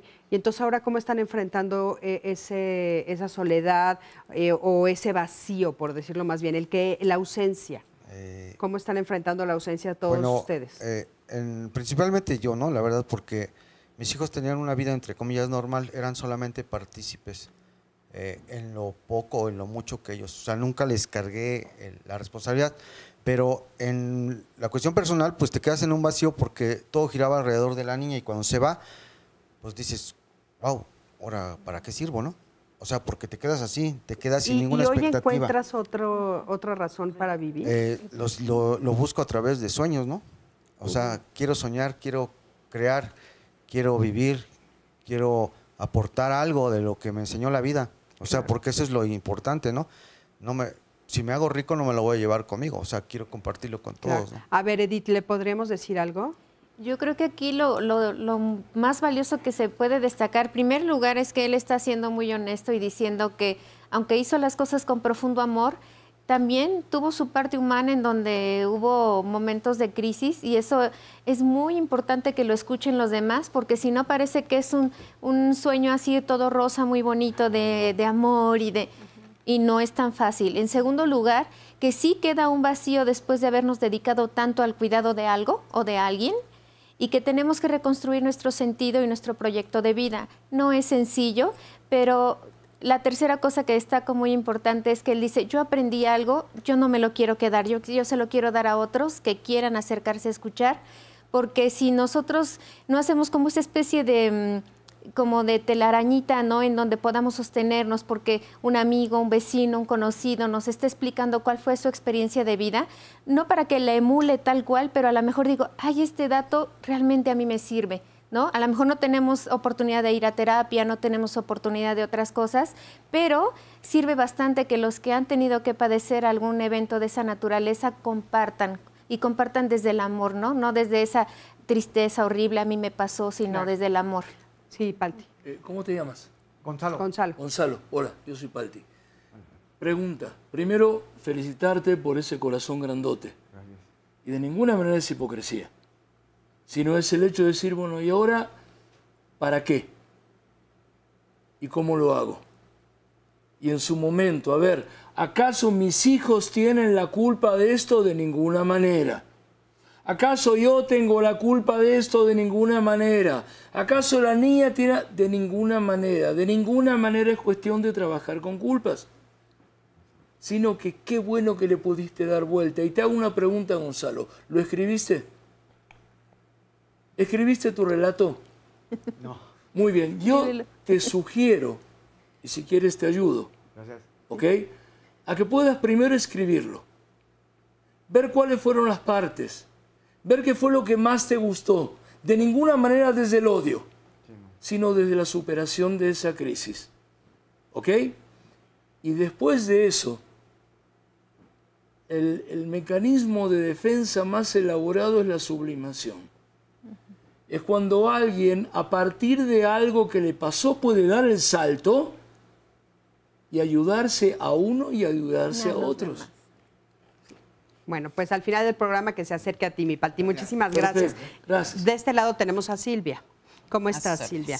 Bien. Dices, te pregunté, bueno, tú, ¿de quién fuiste cuidador primario? Dices, de muchas personas. Sí, he tenido el privilegio, ahora lo veo así, de desde adolescente, por ejemplo, no sé si no había o por qué yo cuidé a una tía y a mi abuelita. A las dos al mismo tiempo les dieron medicamento psiquiátrico. La abuelita estaba bien, pero la tía le daban convulsiones. Entonces yo no me recuerdo si fueron 2, 3 semanas, no sé cuánto tiempo fue, y ya. Pero después sí me dio el rebote, me dio una enfermedad de nervios. Ya se me olvidó. No importa. Después, más adelante. Ajá, más adelante, por ejemplo, bueno, también más o menos por esa época mi hermana tuvo un accidente en casa. Mi madre entró en crisis y yo me tuve que ir con mi hermana al hospital en la ambulancia y así continué apoyándola, mi hermana menor que yo, vistiéndola, bañándola, yendo al médico. ¿Y tu mamá dónde estaba? Ahí. Pero ausente, sí, como ausente. Y así, bueno, mi hermano también lo operaron del apéndice y en determinado momento, estando en la casa, él, pues yo también lo tenía que ayudar a bañar y todo. También mi mamá estaba ahí, pero a lo mejor mi mamá se dedicaba a hacer la comida o no sé, pero bueno, yo tenía esa Ahora a la distancia labor. No sabes lo que fue. O sea, dices, no sé dónde estaba mi mamá, no sé qué estaba haciendo, pero yo me hacía cargo. Después, más adelante. A lo mejor yo la vi débil, a lo mejor era débil, sí. Y más adelante seguí cuidando, o sea, una tía que estaba lejos, pero mi padre nos enseñó a ver a la familia lejana. Y yo la iba a visitar, entonces hubo necesidad de que ella se fue quedando sola y yo la iba a visitar y la tuvieron que operar de la cadera. Entonces la fui a cuidar en su cirugía y posteriormente. Entonces, ¿tú te casaste en algún momento? Sí. Pero el aprendizaje, creo que yo, aún no siendo enfermera, porque eso me preguntaron hace rato, se va aprendiendo, ¿no? Se va aprendiendo. Cómo tratar a la persona, cómo estar tranquila, cómo moverla. Mi suegra, por ejemplo, cuando nos rolábamos para cuidar a mi suegra, la levanté, la incorporé, estaba fracturada de cadera y la levanté para darle unos masajitos en la espalda y tenía una llaga. Entonces, al otro día pedí permiso para ponerle miel y se le curó la llaga, ¿no? Entonces, todo eso va aprendiendo uno en el camino. Claro. Y creo que para mí es más grande la satisfacción que he tenido. Mi esposo murió de cáncer hace 12 años y él fue 1 año de cuidados, pero que para mí me cansaba, pero nunca me enojaba, ¿no? Me cansaba, y era a veces desesperante porque yo estaba sola. Desgraciadamente la familia no participa mucho, ¿no? Cualquier tipo de familia, donde a mí me ha tocado, no participan. Pero fíjate que impresionante lo que comentas, porque tú hablas de ser muy chiquita, a los 12 años, 13 años, 16, y sin embargo te haces cargo. Y ahora dices, bueno, la familia no participa. O sea, parecería, y quisiera, si alguno de ustedes lo retoma, que de repente su mamá entró en shock. O sea, ¿qué pasa cuando uno de los miembros de la familia y una chiquita de 16 se tiene que hacer cargo, ¿no? ¿Alguno de ustedes quiere comentar eso? A ver, Edith, por favor. Sí, lo que sucede es que en algunas ocasiones cuando se encuentra el choque de ese evento que tenemos que resolver, entra ahí mucho el carácter y la personalidad de cada individuo. A lo mejor de manera natural e instintiva, vamos a decirlo entrecomillado, ella tomó el papel de líder en ese momento, porque sí pudo haber visto muy desprotegida a la madre, que en teoría tendría que ser la cabeza del movimiento de todos esos cuidados. Sí sucede con mucha frecuencia que los hijos, algunos hijos por el carácter, por su temple, por hay algo intrínseco en ellos, les permite tener más claridad para tomar las decisiones o para afrontar una situación. El problema aquí podría ser en algunas ocasiones que el que está en shock, el adulto que está en shock, no se recupere tan pronto y no entre en acción, sino que se quede acomodado en esa postura de que alguien más ya... que también hay una cierta situación de comodidad, ¿no? Sí, también puede haberla, puede haberla. Con pegado también se vale buscar ayuda profesional, sea en el hospital, sea en la asociación de donde venga. Primero, para poder dar vuelta a esa narrativa. Claro. Ok, ¿estás en shock? Ok. ¿Te ayudo a sacarte en shock? ¿Sí? Claro. ¿Quieres estar en shock todo el tiempo? Y luego poder involucrando al resto de la gente, porque ninguno de nosotros nace sabiendo. Palti, vamos a ver eso, justo que ninguno de nosotros nace sabiendo. Acompáñame a ver el siguiente testimonio, que por cierto es anónimo, pero la persona que grabaron la quiero mucho, le mando un beso grande. Y es un caso muy fuerte porque, bueno, pues también es cuidadora primaria. Sabiendo, pero se vale aprender.